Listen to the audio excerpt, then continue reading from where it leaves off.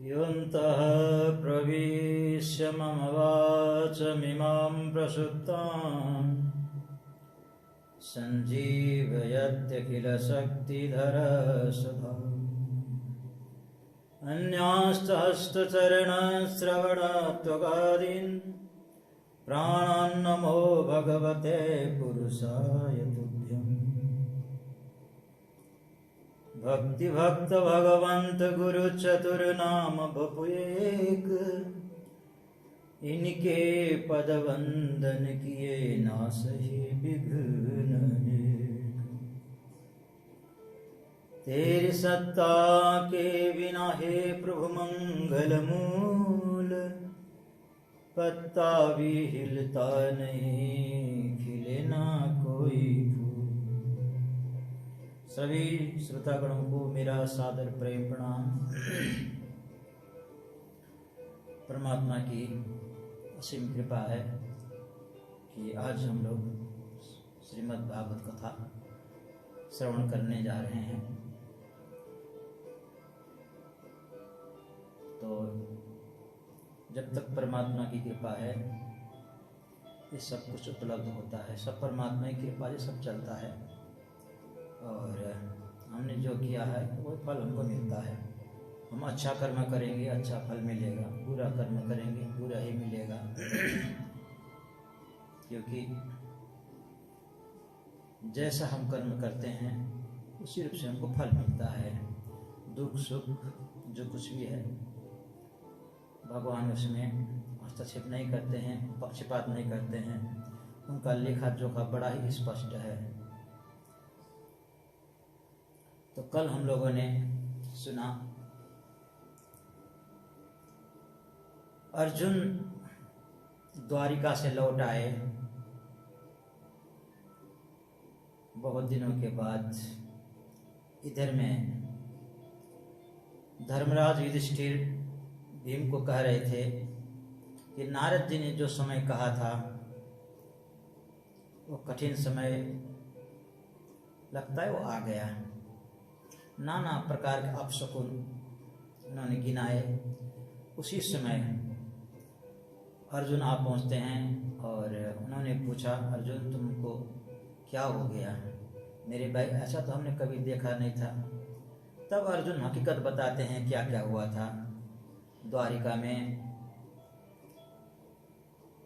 कहा कि भैया आपने जिनके विषय में पूछा है वो कोई भी नहीं रहे, कुछ लोग ही बचे हैं। वारणि मदिरम पीत्वा मदुन्मत्स्य चेतसाम अजानताभिमानन्यम चतुष्पंचाशीषिता सब चले गए, कुछ ही लोग बचे हैं। इस प्रकार से भगवान की अहेतुक कृपा का वर्णन यहाँ पर करते हैं। किस प्रकार से जंगल में भगवान ने हमारी रक्षा की थी, कहाँ का प्रभु ने रक्षा की, उनके गुणानुवाद करते करते करते करते फिर उनको भगवान श्री कृष्ण के द्वारा दिया गया गीता उपदेश है उसका स्मरण करते हैं और इसी प्रकार से उस वेग को, उस वेदना के वेग को रोकते हैं, स्वस्थ हो जाते हैं। इधर में जब कुंती जी ने सुना कि भगवान श्री कृष्ण नहीं रहे तो कृष्णा कृष्णा कृष्णा कृष्णा करते करते देह त्याग देती हैं और तुरंत ही धर्मराज जी सब कुछ अपने राजपाट को त्याग करके जाने को तैयार होते हैं। चारों भाई भी उनके पीछे लग जाते हैं, द्रौपदी भी लग जाती हैं और उन्होंने अपने प्रपुत्र को जो अर्जुन के प्रपुत्र को उन्होंने राज्याभिषेक कर दिया। परीक्षित को राजा के रूप में हस्तिनापुर में और उधर में मथुरा में जो अर्जुन वहाँ से लेके आए थे गोपियाँ तो सब उन्होंने भगवान श्री कृष्ण ने स्वयं ही गोपों का रूप धारण करके स्वयं अपनी पत्नी को लूट के ले गए। और बद्रीनाथ को लेके आए थे और कुछ लोग आए थे साथ में। तो बद्रीनाथ को मथुरा में राज्याभिषेक कर देते हैं और सूरसेन मंडल का राजा बना देते हैं उनको और महाप्रयाण के लिए प्रस्थान करते हैं। जाकर के केदारनाथ में उन्होंने भगवान शंकर जी की पूजा की है। उसके बाद में आगे चलते हैं, द्रौपदी का पतन हो जाता है, द्रौपदी गिर जाती है और भीम पूछते हैं, भैया द्रौपदी तो हम सबकी पत्नी थी, वो क्यों गिरी बताइए, किस पाप के कारण, क्या दोष था उस पर। तब उन्होंने कहा, धर्मराज ने कहा, सबसे जो आगे थे, सबसे पीछे द्रौपदी थी, क्रम से चल रहे थे। तब धर्मराज ने कहा, यानी कि युधिष्ठिर ने कहा, सबकी पत्नी थी, परंतु अर्जुन पर के प्रति उसका ज़्यादा लगाव था। इसी भेद के कारण, इसी पक्षपात के कारण उसका पतन हुआ। इस प्रकार से वो पतन हो गई। आगे बढ़ते गए सहदेव गिरे। तो सहदेव, भीम ने फिर पूछा, भैया जी हमारा छोटा भाई क्यों गिर गया। तो कहा कि ये सोचता था कि मेरे जैसा गणितज्ञ कोई नहीं है दुनिया में। ये उसे अहंकार था, वही अहंकार उसको खा गया। आगे बढ़ते गए, नकुल गिरे। तब उन्होंने कहा कि मेरा भाई नकुल क्यों गिरा बताइए, क्या दोष था इस पे। तब वो उन्होंने कहा, ये अपने से सुंदर किसी को समझता नहीं था, यानी नकुल बहुत सुंदर थे। और आगे बढ़ते गए, अर्जुन धड़ाम से गिर पड़े। कहा कि अर्जुन, कृष्ण सखा अर्जुन भी गिर गए, क्या हो गया। तब उन्होंने कहा, ये ठीक है, कोई बात नहीं है, हमारा भाई है, ज्ञानी था, इसने गीता का श्रवण किया था, परम ज्ञानी था, फिर भी इसके मन में थोड़ा सा अहंकार था। मेरे जैसे धनुर्धारी दुनिया में कोई नहीं है, क्योंकि थोड़ा भी अहंकार है तो स्वशरीर व्यक्ति स्वर्ग जा नहीं सकता है, उसकी मुक्ति नहीं हो सकती है। तो अर्जुन भी गिर गए। अब भीम को डर लगने लगा, लगता है कि मेरा ही नंबर है। तो चट्टान में वो भी गिर गए, धड़ाम से गिरे। कहा कि भैया मेरे लिए भी कहते जाइए। तो कहते हुए आगे बढ़े, भीम तुम्हें सब प्रकार से, हर प्रकार से तुम गुण संपन्न हो, पर तुम्हें यह अहंकार था, मेरे जैसा गदाधारी कोई नहीं है, और तू खाता बहुत था। और आगे बढ़ गए। तो धर्मराज राजा युधिष्ठिर की परीक्षा करने के लिए आते हैं। एक रूप से कुत्ता बन जाते हैं, पीछे पीछे धर्मराज के वो कुत्ता चल रहा है, आगे अपने स्वरूप में प्रकट होते हैं। तो कहते हैं, चलो रथ पर बैठो, मैं तुम्हें लेने आया हूँ। तब उस समय वो कहते हैं कि कुत्ता को भी आगे रथ में बैठाना चाहते हैं, विमान में। तो धर्मराज ने कहा, कुत्ता कैसे स्वर्ग जा सकता है, क्या कर रहे हैं। तो कहा कि नहीं, एक पग साथ चलने वाला मित्र होता है, मित्र को छोड़ना, उसको अकेले छोड़ना, ये अधर्म है। ये जाएगा तो मैं जाऊँगा, नहीं तो नहीं जाऊँगा। तब फिर प्रत्यक्ष रूप में प्रकट हो जाते हैं, जो कुत्ता का रूप भी हो वो प्रकट हो जाता है। और इसके बाद में स्वर्ग चले जाते हैं। जब वहाँ पर गए, धर्मराज को ले गए। धर्मराज ने कहा,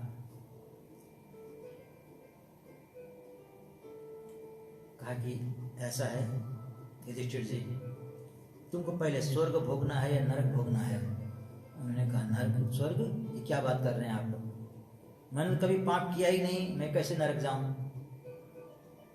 तो कहा कि नहीं, आपने किया है। हम लोग का जो गणित है, लेखा जोखा है, वो हम गलत नहीं करते हैं, हम पक्षपात नहीं करते हैं।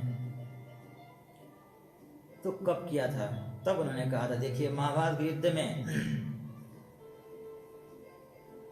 जब भीष्म पितामह के बाद द्रोणाचार्य को सेनाध्यक्ष बनाया, उनका अभिषेक किया कौरवों ने, और इस प्रकार से युद्ध करने लगे, सारे पांडव पक्ष के सेनाओं को धराशायी करने लगे। भगवान श्री कृष्ण ने विचार किया, इसी प्रकार से रहा तो ये तो 2 दिन में युद्ध समाप्त कर देंगे, क्योंकि सबके गुरु थे द्रोणाचार्य, उनसे धनुर्धार तो कोई था ही नहीं, सबको सिखाने वाले वही। अब क्या किया जाए? अब मारे नहीं मरते हैं, इच्छा मृत्यु वाले वो भी हैं। उन्होंने जो उनको वरदान था पुत्र वियोग में ही मरने का। अब पुत्र है अजर अमर, अमरता का प्रदान प्राप्त है अश्वत्थामा को। अश्वत्थामा कभी मरेगा नहीं, वो नहीं मरेगा तो वियोग नहीं होगा, वियोग नहीं होगा तो द्रोणाचार्य की मृत्यु नहीं होगी। अब क्या किया जाए? और भगवान श्री कृष्ण ने कहा कि एक काम करते हैं, भीम को भेजा। कौरव के पक्ष में एक हाथी था जिसका नाम था अश्वत्थामा। भगवान श्री कृष्ण ने कहा जाके अश्वत्थामा मार के आओ हाथी को। भीम ने कहा हाथी को मार के क्या होगा, यहाँ तो गुरु द्रोणाचार्य सबको मारे जा रहे हैं, अरे मारना है तो उनको मारे। कहा कि वो मारे नहीं मरेंगे अभी वो, तुम हाथी मार के आओ पहले बताता हूँ फिर।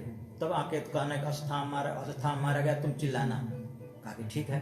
भगवान ने प्लान बनाया और इधर में हाथी मार के जैसे आए, उन्होंने कहा कि अश्वत्थामा मारा गया। जोर जोर से उछल के चिल्लाने लगे। द्रोणाचार्य के सामने जाकर के द्रोणाचार्य ने कहा मैं विश्वास नहीं करूंगा, तुम पर विश्वास नहीं करूंगा, क्योंकि युद्ध बहुत फैला हुआ था, लोग कहाँ कहाँ थे। अश्वत्थामा तो वहां था नहीं।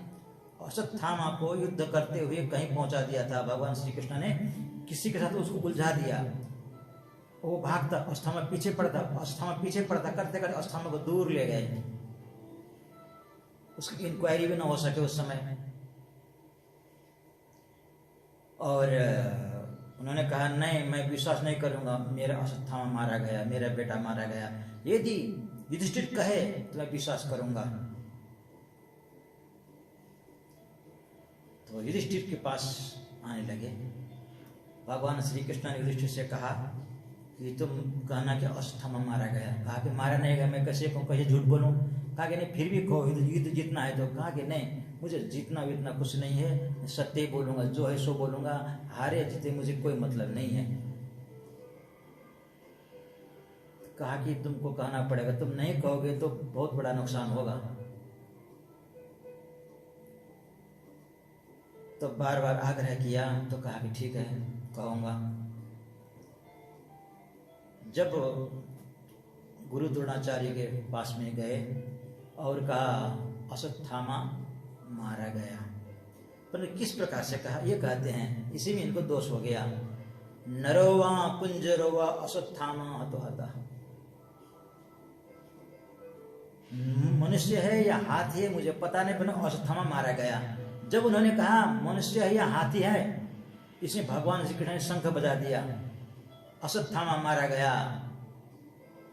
हाथी है या मनुष्य है, जब कहा ऐसा शंख बजा दिया, उस सुनने नहीं दिया भगवान श्री कृष्ण ने। इतना ही उन्होंने सुना अश्वत्थामा मारा गया। जैसे अश्वत्थामा मारा गया इतना सुना, पुत्र वियोग हुआ, तुरंत उन्होंने शस्त्र त्याग दिए, तुरंत ऐसे इस प्रकार से आंखें बंद करके प्राण त्याग करने का तैयार कर दिया। उसी समय द्रौपदी के भ्राता धृष्टद्युम्न ने तलवार निकाल करके सर उतार दिया। हाहाकार मच गया। तो कहते हैं कि उस समय तो वहां पर धर्मराज से कह रहे हैं उस समय तो मैंने नहीं कहा था, भगवान श्री कृष्ण ने कहा था, वो दोषी हैं, क्योंकि मेरे मन से नहीं कहा था मैंने, वो तो भगवान श्री कृष्ण ने कहा था, इसलिए दोषी तो वो हैं। तब भगवान श्री कृष्ण में प्रकट होते हैं। भगवान श्री कृष्ण ने कहा मुझे फंसा रहे हो, मेरा कोई दोष नहीं है। क्या क्यों? कहा कि आप ही लोगों का अश्वत्थामा मारा गया, ऐसा कहने को। तब भगवान श्री कृष्ण कहते हैं मैंने जो कहा उतना ही कहते तो मैं उसको स्वीकार कर लेता, वो दोष पर मुझ पर होता वो दोष, पर तुमने तो अपने तरफ से जोड़ा, नरोवा कुंजरोवा, इसे तुम ही भोगो। उन्होंने प्रणाम किया, महाराज आपको कौन जीत सकता है तर्क में, ठीक है मैं नरक भोगने को तैयार हूँ। चले जाते हैं नरक में। उन्होंने कहा था कि नरक भोगना पड़ेगा, कितने देर के लिए? कुछ क्षणों के लिए। इस दोष के कारण नरक में जाते हैं। धर्मराज युधिष्ठिर जैसे नरक में पहुंचे, नरकवासी आनंदित हो गए।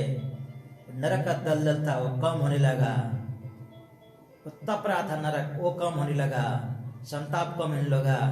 वहाँ के जो पापी लोग थे बहुत प्रसन्न हो गए, भैया कौन पुण्यात्मा आ गया, कौन पुण्यात्मा आ गया। बड़ा आनंद होने लगा उन लोगों को, बड़ा प्रसन्न हो रहे थे, बहुत प्रसन्न हो रहे थे। तब उनका जब समय खत्म हो गया, दूत वहाँ से उनको ले जाने लगे, महाराज आप चलिए, आपका नरक भूख खत्म हो गया, आपको दर्शन मात्र करना था। जाने लगे, वो चिल्लाने लगे, वहाँ के जो पापी थे, नरक भोग रहे थे, दलदल बढ़ने लगा, ताप बढ़ने लगा, कष्ट ज़्यादा होने लगा। अरे पुण्यात्मा तुम रुक जाओ, रुक जाओ, तुम्हारे रहने से हमें बड़ी शांति मिल रही है, हम लोग का कष्ट बहुत कम हो रहा है, आप मत जाओ, मत जाओ। जब इसे कर्ण क्रंदन सुना, युधिष्ठिर ने कहा भैया मैं तो यहीं रह जाऊंगा। कहा कि नहीं नहीं, आपको जो जितना पुण्य भोगना है, पाप भोगना है, सब लेखा जोखा पक्का है, इसलिए आपको जाना पड़ेगा। युधिष्ठिर जी आते हैं। इस प्रकार से सशरीर युधिष्ठिर स्वर्ग चले गए। और आगे यहाँ पर कहते हैं युधिष्ठिर तो चले गए, 5 पांडव की मुक्ति हो गई। इधर में ब्राह्मणों ने राजा परीक्षित के समय, जन्म के समय जो जो फलादेश किया था, उनमें सब गुण वैसे ही थे।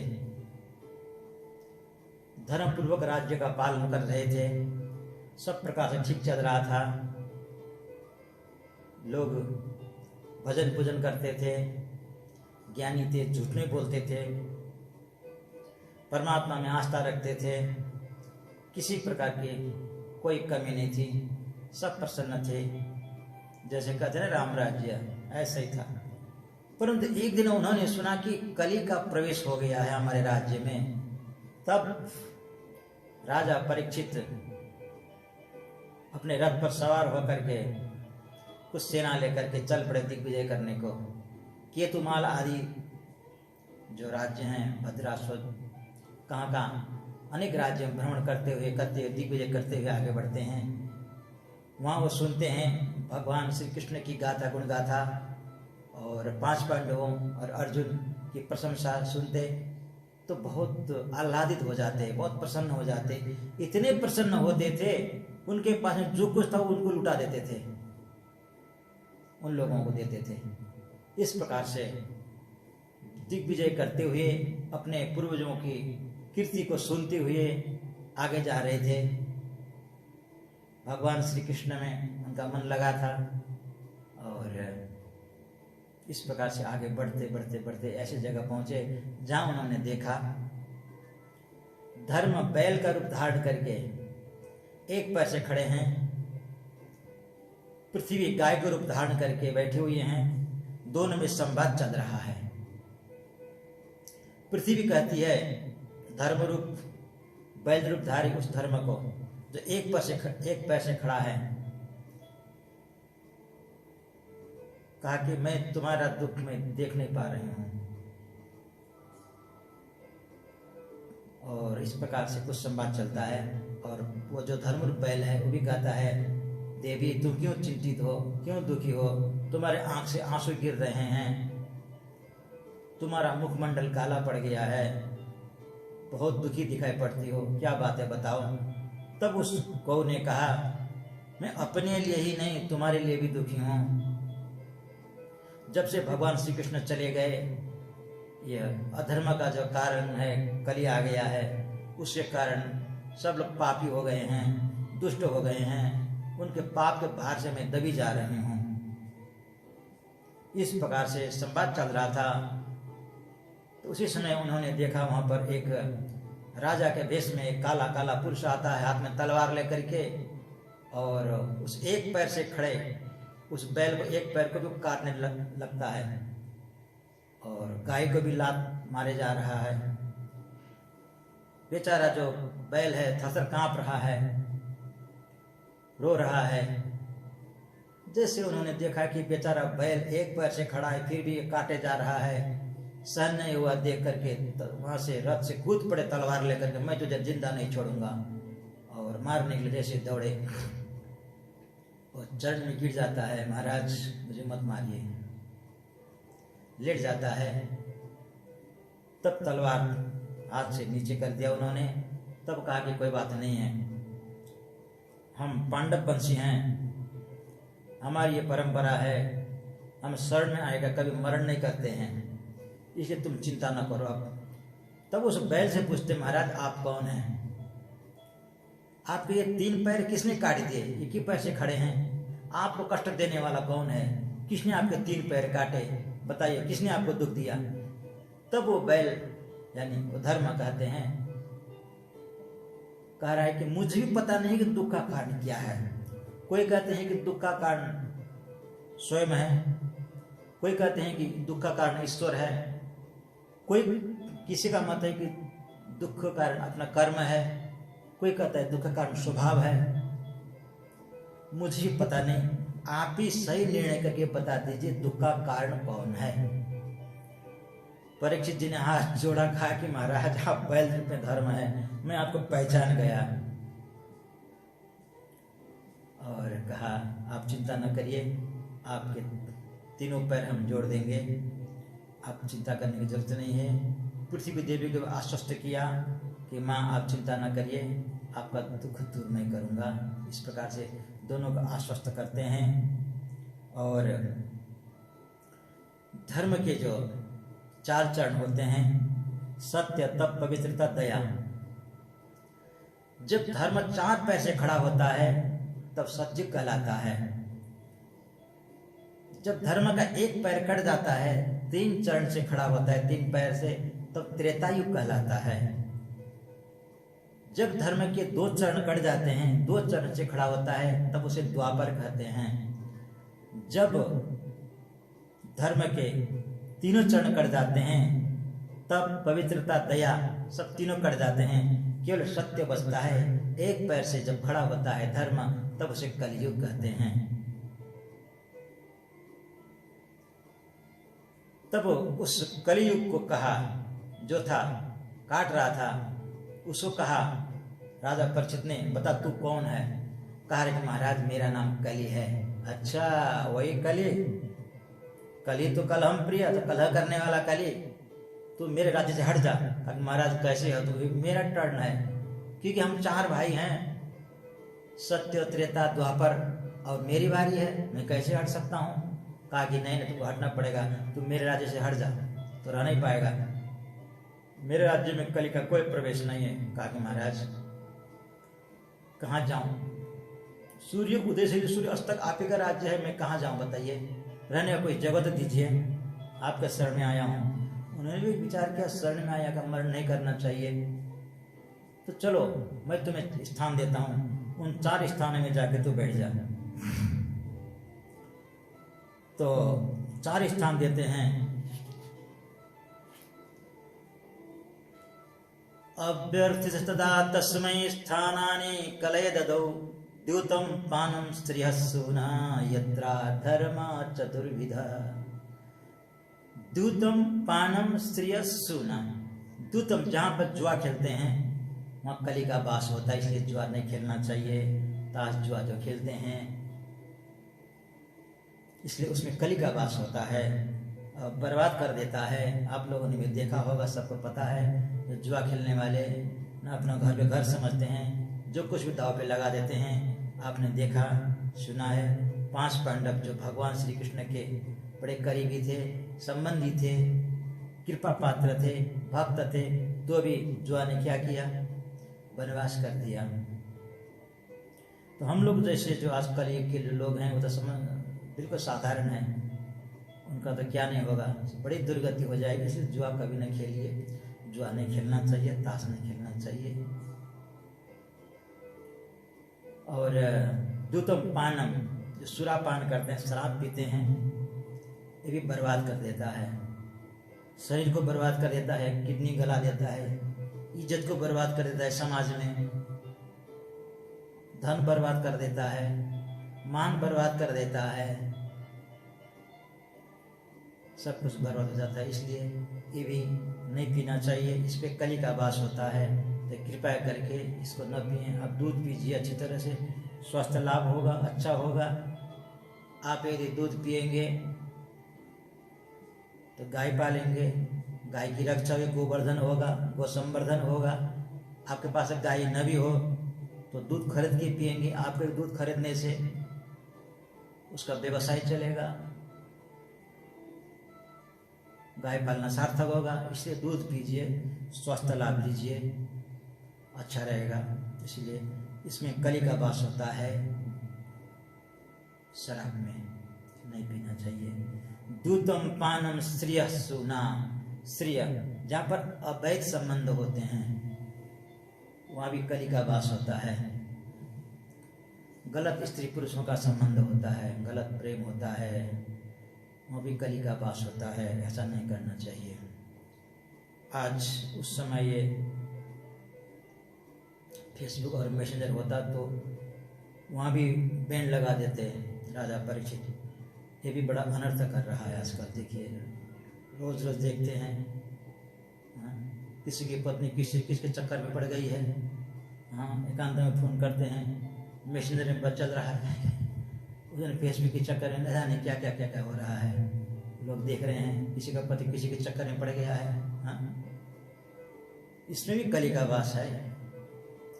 इसीलिए धर्म कर्म में, अच्छे कर्म में प्रयोग करें तो ठीक है, ये भी नहीं तो इसका बड़ा दुरुपयोग हो रहा है। देख रहे हैं, रोज देखते हैं। और श्रिया सुना, हत्या जहाँ पर मार काट होता है,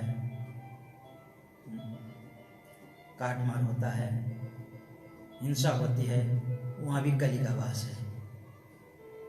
इसलिए मांस मदिरा नहीं खाना चाहिए, कली का वास वहाँ भी है। ये 4 स्थान दिए तो कली ने हाजिर कहा महाराज ये चारों आपके राज्य में तो है ही नहीं, यानी कैसा राज्य था होगा, किस प्रकार शासन करते हैं, धर्म पूर्वक शासन।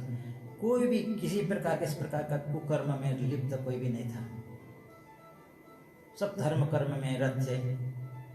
कहा महाराज ये तो आपके राज्य में है ही नहीं महाराज, कहाँ रहूं ये।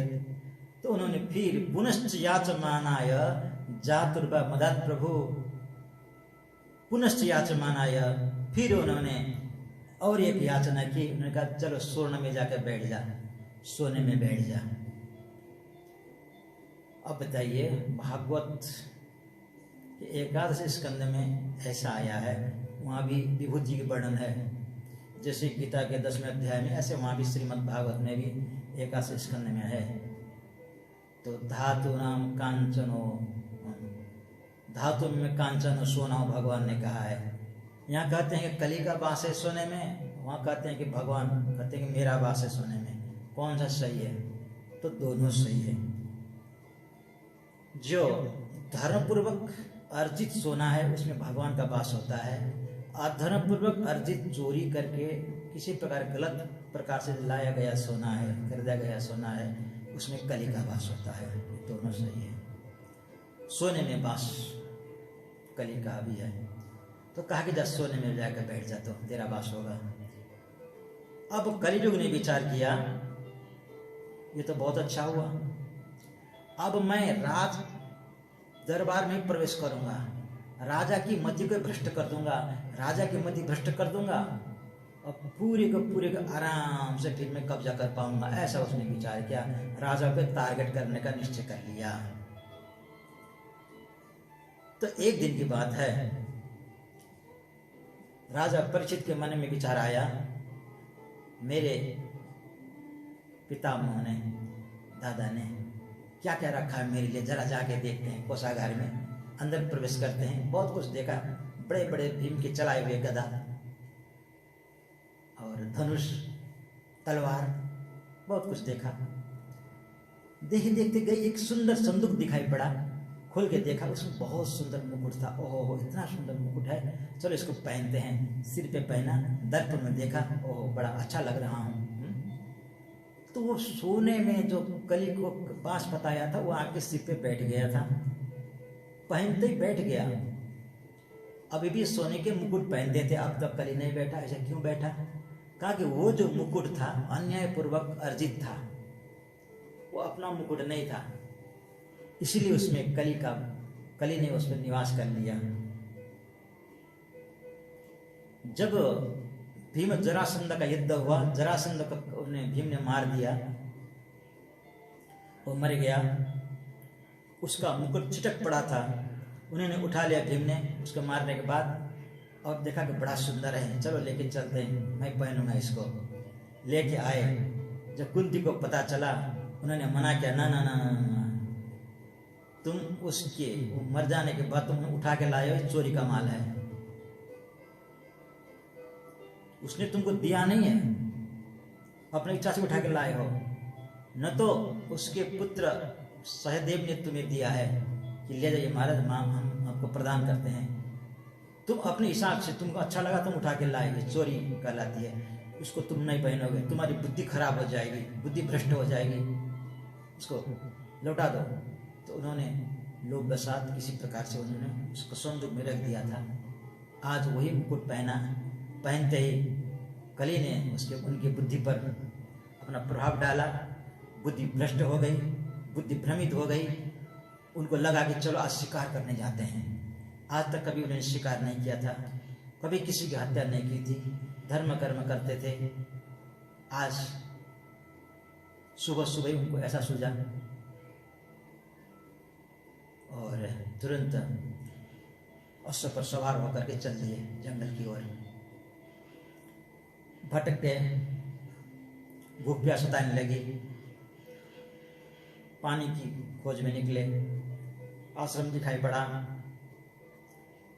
कहा कि लगता है कोई ऋषि मुनि का आश्रम है। तो उन्होंने पानी की याचना की, मैं राजा परीक्षित बोल रहा हूँ, मुझे कोई पानी पिलाए। तो पानी के लिए याचना की उन्होंने, कोई सुनने वाला कोई नहीं था, क्योंकि जो था वो समाधि में था। समीक मुनि का आश्रम था, समीक मुनि समाधि में थे, उन्हें सुनाई नहीं पड़ा। उनको लगा, होनहार था, उनको लगा कि ये मुझे देख करके आंख बंद करके बैठ गया है, मेरा सम्मान नहीं हुआ, मुझे पानी नहीं मिला, बैठने को नहीं कहा, अपमान महसूस किया उन्होंने। और एक इधर उधर देखा, एक मरा हुआ सर्प था, उनके गले में डाल दिया, ऋषि के गले में डाल दिया और वहां से चल पड़े। किसी ऋषि पुत्र ने देखा, दूर से कोई राजा आया था और ऋषि के गले में सर्प पहना दिया और चल पड़ा। वो जो बालक ने जा करके समीक मुनि के जब पुत्र कुछ दूर में ही खेल रहा था, जिसका नाम था श्रृंग्य, उसको कह दिया, तुम्हारे पिता के गले में किसी ने, जो एक राजा है कोई आया था, उसने मरा हुआ सर्प डाल दिया है। सुनते इतना कुपित हो गया, बड़ा तेजस्वी था, बड़ा प्रभावशाली था, बड़ा तपस्वी था, वो भी बगल में ही नदी में उतरा और कौशिकी नदी के हाथ में जल लेकर के उसने प्रतिज्ञा कर ली, श्राप दे दिया, इतिलंघित मर्यादम तक्षक सप्तमी हनि दंक्षति स्म कुलंगारम चोदितोमि तद्द्रोहम।